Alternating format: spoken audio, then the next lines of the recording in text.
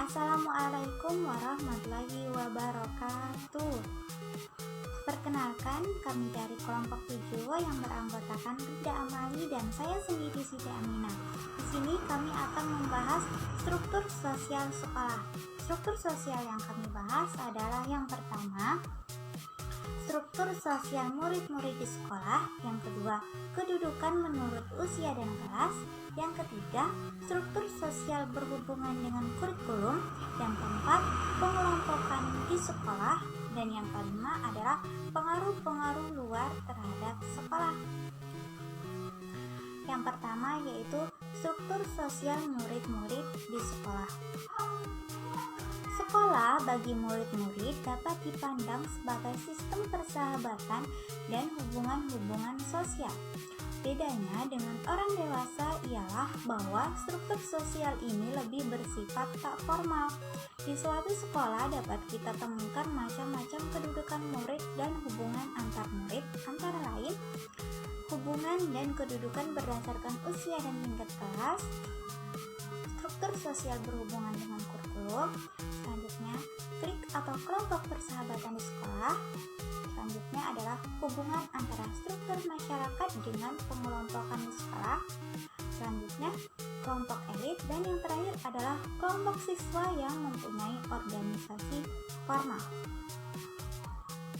Selanjutnya adalah kedudukan menurut usia dan kelas. Murid-murid suatu kelas pada umumnya mempunyai usia yang sama untuk menjadi suatu kelompok yang kompak dalam menghadapi kelas lain. Kedudukan atasan dan kekuasaan murid-murid kelas tinggi diperkuat oleh berbagai tugas kehormatan yang diberikan kepada mereka. Contohnya adalah sebagai ketua OSIS, ketua regu olahraga, sebagai ketua panitia, dapat juga sebagai ketua pengurus dalam perkumpulan lainnya atau pemimpin berbagai kegiatan siswa.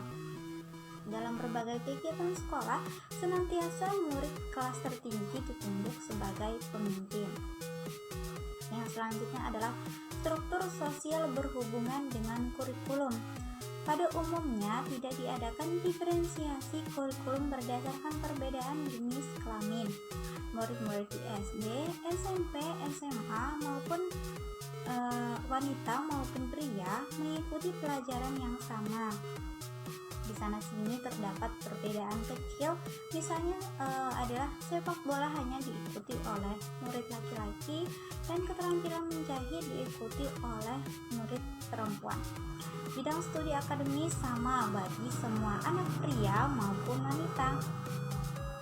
Belajar adalah sebagai kegiatan utama di sekolah, ada kaitannya dengan struktur sosial murid-murid. Berhasil atau gagalnya seorang murid dalam pelajarannya turut menentukan kedudukannya dalam kelompoknya. Seorang dikenal sebagai orang yang pandai matematika, fisika, bahasa, dan lain-lain. Murid yang pandai sering diberikan guru tugas-tugas khusus. Biasanya hanya murid-murid yang rapornya baik diizinkan menjadi ketua pengurus perkumpulan sekolah.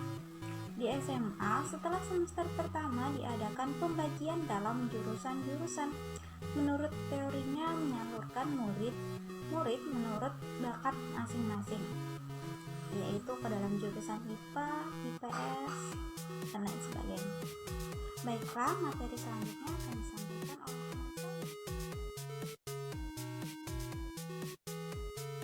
Baik, itu tadi pemaparan materi dari Siti Aminah terkait materi presentasi hari ini yang berjudul struktur sosial di sekolah. Selanjutnya saya akan melanjutkan untuk bagian D sampai E. Yang pertama bagian D yaitu pengelompokan di sekolah. Pengelompokan atau pembentukan klik ini mudah terjadi di sekolah.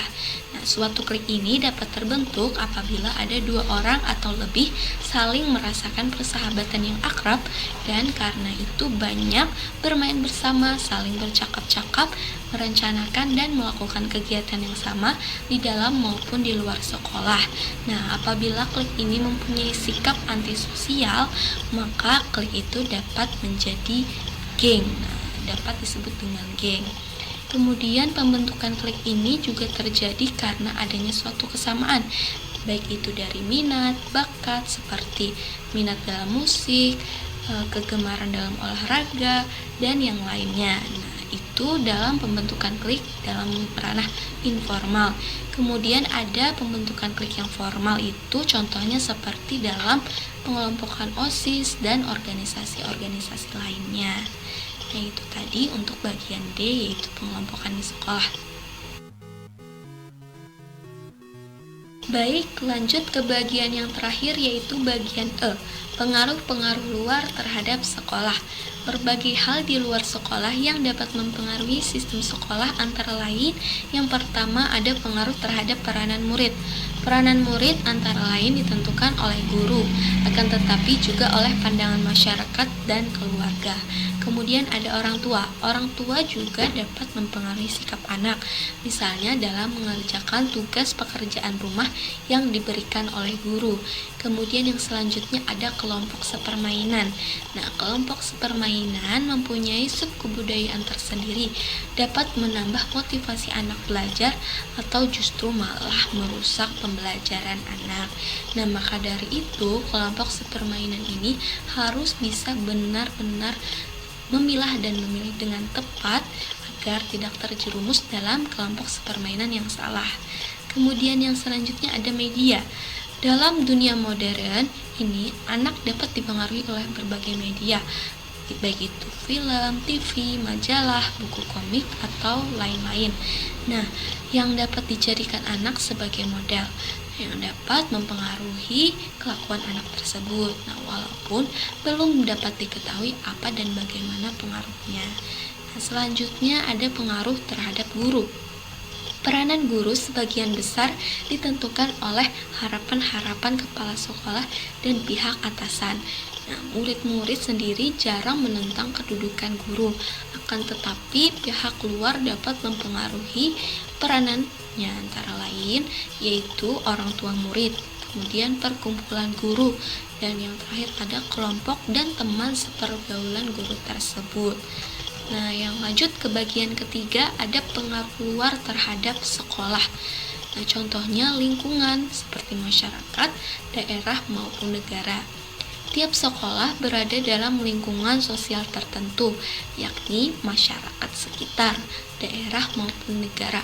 Norma-norma yang berlaku dalam masyarakat sekitar sekolah mau tidak mau harus dihormati guru. Dalam masyarakat terdapat kelompok-kelompok yang dengan sengaja ingin mempengaruhi apa yang diajarkan kepada anak-anaknya, seperti golongan usahawan, buruh, patriot agama, veteran, tentara, politik, dan sebagainya. Nah, tentu saja melalui pemerintah.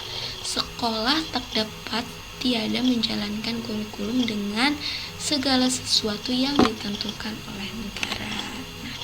Itu tadi bagian yang terakhir, yaitu bagian E tentang pengaruh-pengaruh luar terhadap sekolah. Nah, itu tadi presentasi atau pemaparan materi dari kami kelompok 7 tentang struktur sosial di sekolah. Nah, semoga ada manfaatnya. Jika ada kesalahan dan kekurangannya mohon dimaafkan.